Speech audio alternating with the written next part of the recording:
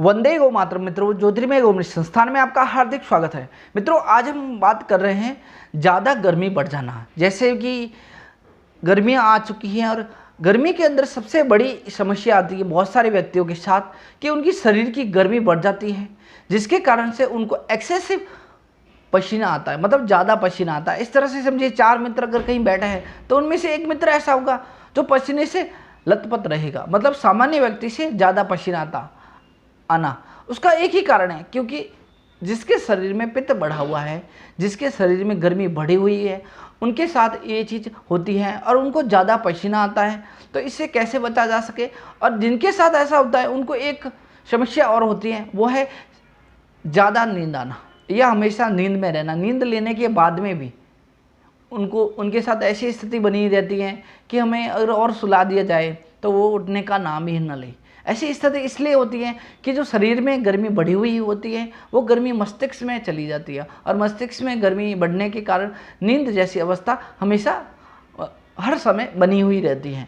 तो इसको उभरने के लिए हम आयुर्वेद में क्या कर सकते हैं और किन किन बातों की सावधानियां हमें रखनी है, आइए मित्रों जानते हैं। पहले हम जानते हैं कि क्या आपको नहीं करना है और किन किन बातों का आपको ध्यान रखना है, जिनसे परहेज करना है। सबसे पहले, जब शरीर में गर्मी ज़्यादा बढ़ी हुई होती है, आपको जब एक्सेसिव पसीना आता है, तो आप एक गलती करते हो कि उस समय आपको बार बार तृष्णा, मतलब बार बार प्यास लगती है, और प्यास लगते ही आप क्या करते हो, फ्रिज का पानी पीते हो।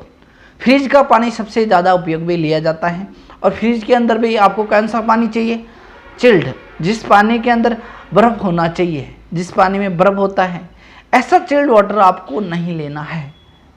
फ्रिज के पानी का उपयोग बिल्कुल नहीं करना है। आपको एक पहली सावधानी ये रखनी है कि फ्रिज के पानी का उपयोग बिल्कुल नहीं करना है। उसके बाद मित्रों, दूसरा है आपके खान पान की आदतों में परिवर्तन। आपको गर्मी के समय अपने खान पान में विशेष ध्यान रखना पड़ेगा। खान पान के अंदर रुक्ष, तीक्ष्ण, मतलब जो ज़्यादा तीखा भोजन है, जिसके अंदर मिर्च मसाले ज़्यादा है, वैसा भोजन आपको नहीं लेना है, उनसे आपको थोड़ा परहेज करना है।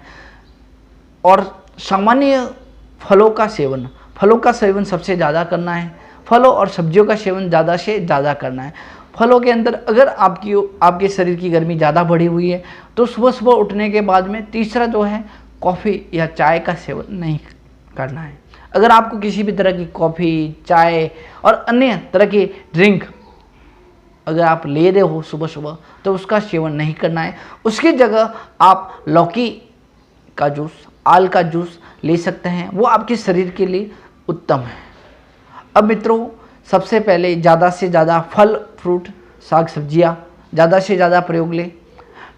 लौकी का जूस आपको पीना ही है। उसके बाद है शीशम के पत्ते। गर्मी के लिए सबसे अच्छी जो औषधि है शरीर में ठंडक करने के लिए, वो है शीशम के पत्ते। शीशम के पत्ते का जूस बना के आपको ले लेना है, आपके शरीर में ठंडक बनी हुई रहेगी। बहुत सारे व्यक्ति ऐसे होते हैं गर्मी के समय उन्हें नक्सीर की दिक्कत होती है, मतलब नाक से रक्त का प्रवाह शुरू हो जाता है, खून के थक्के निकलते हैं और सिर दर्द बना हुआ रहता है। ये समस्या कॉमन समस्याएं, जिनके शरीर में गर्मी बढ़ जाती है, जिनके शरीर में हीट बढ़ जाती है, तो उनके लिए अमृत के समान है शीशम के पत्ते। उनको शीशम के पत्तों का जूस अवश्य सेवन करना चाहिए, इतना लाभकारी है। तो आप शीशम के पत्तों का जूस अवश्य सेवन करें। उसके बाद में है मिश्री और सौंफ। अगर शरीर में गर्मी ज़्यादा बढ़ी हुई है तो रात को सोते समय 1 चम्मच सौंफ, और जो मिश्री है, मिश्री को कूट लेना है। 2 चम्मच मिश्री का कूटा हुआ, या जो मिश्री के दाने हैं वो 2 चम्मच मिश्री के दाने ले लीजिए, और उनको कुल्हड़, जो हमारे मिट्टी का जो कुल्हड़ आता है, वो उस कुल्हड़ के अंदर भिगो के रखना है। कुल्हड़ के अंदर भिगो के रखने से वो और ठंडा हो जाएगा, उसकी तासीर और ठंडी हो जाएगी। तो कुल्हड़ के अंदर भिगो के रखना है। जो आप फोटो देख पा रहे हो उस तरह का आपको कुल्हड़ लिख के आना है, और कुल्हड़ के अंदर भिगो के रख देना है। सुबह उठते ही उसको छान के पी लेना है। अपने नित्य क्रम से निवृत्त होके उसका सेवन आपको कर देना है। उसके बाद मित्रों, जो सबसे अद्भुत औषधि है वो है लोध। लोद के बारे में जो मैं बता रहा हूँ वो केवल महिला ही प्रयोग करें। स्त्रियों के लिए मैं ये उपाय बताने जा रहा हूँ, पुरुष इसका उपयोग ना करें।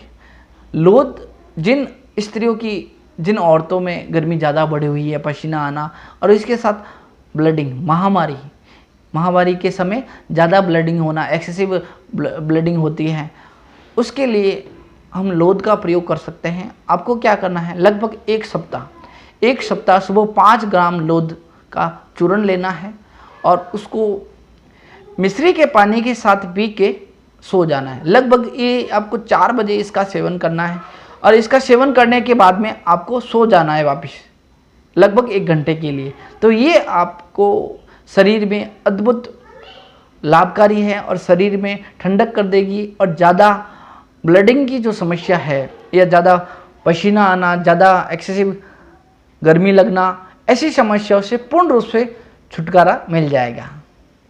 तो नक्सीर के विषय में एक बात और, अगर ज़्यादा नक्सीर आ रही है तो पीपल के पत्तों का रस आप नाक में डाल सकते हैं। जब पीपल के पत्तों का रस नाक में डालेंगे तो तुरंत किसी भी तरह की नक्सीर हो, तुरंत नक्सीर बंद हो जाएगी। इसका प्रयोग किया जा सकता है।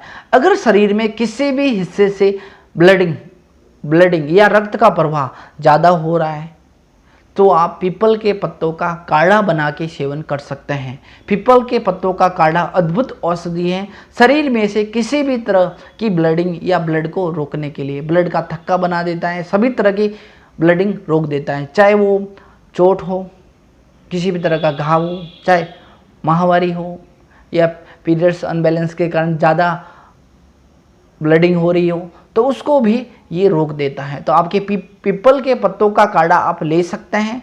इसकी 2 या 3 डोज ली जा सकती हैं स्थिति के अनुसार। आप उसके लिए संपर्क कर सकते हैं, जानकारी ले सकते हैं।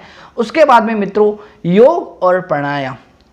इस समय गर्मी के समय हमें योग और प्राणायाम नहीं करने हैं, जो मैंने पहले भी बताए हैं। लेकिन जिनकी पाचन शक्ति कमज़ोर है, पाचन क्रिया कमज़ोर है, उनको सूक्ष्म व्यायाम करने हैं।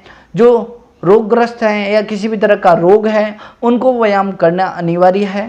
तो जिनकी पाचन शक्ति कमज़ोर है उनको अनुलोम विलोम, कपालभाति, भस्त्रिका, ऐसे सूक्ष्म व्यायाम, इसके साथ सूक्ष्म व्यायाम भी करने हैं, जिससे पाचन शक्ति मजबूत बने और शरीर में जो पित्त बढ़ने की प्रक्रिया है वो शांत रहे, पित्त शांत रहे, खाने का पाचन अच्छे से हो सके। उसके बाद मित्रों, पंचगव्य में एक महाऔषधि है तक्रम सर्वस्य दुर्लभम। तक्र का प्रयोग आपको अवश्य करना है, जो शरीर में शांति बनाए रखेगा, आपके पित्त को शांत रखेगा और शरीर को ठंडक रखेगा या शरीर में ठंडक प्रदान करेगा। तो आपको तक्र किस तरह से बनाना है या तक्र किस तरह से बनता है और तक्र का प्रयोग किस तरह से करना है, उसका वीडियो मैंने डिस्क्रिप्शन में दे रखा है, जाके अवश्य देखें। मित्रों, अगर आपका स्वास्थ्य संबंधित किसी भी तरह का प्रश्न हो, कमेंट अवश्य करें। जय गौ माता, वंदे मातरम।